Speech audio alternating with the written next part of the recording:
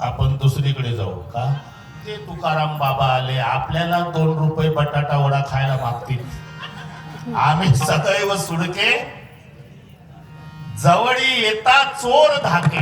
म्हणून प्रथम अनर्थ अर्थासी, चोरी वसे अर्थापासी, अर्थ नाही का ज्यापासी, चोरापासून त्यासी भय नाही. इथून सुरुवात अनर्थाला. ते खून होतात याचं कारण धन. 2 भाऊ, सख्खे भाऊ. मोठा भाऊ गेला शेतात, नांगरट चालू आहे.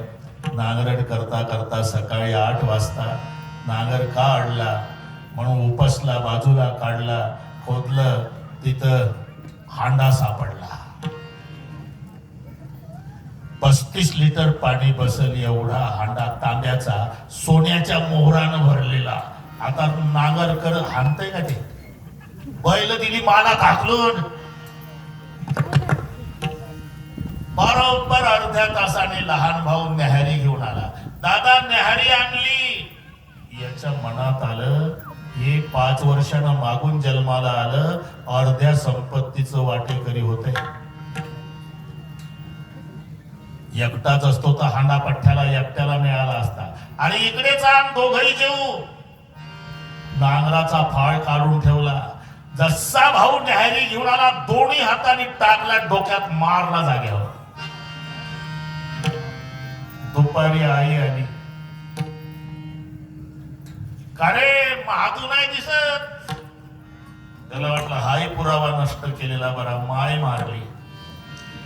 ज्या खड्ड्यातून हांडा काढला त्याच खड्ड्यात दोन्ही प्रेत पुरले. दिवसा न्यायचा कसा? सूर्य मावळला. रात्रीचे 8 वाजले.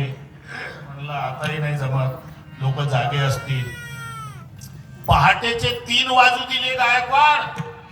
हांडा उचलला आणि चालला हांडा घेऊन.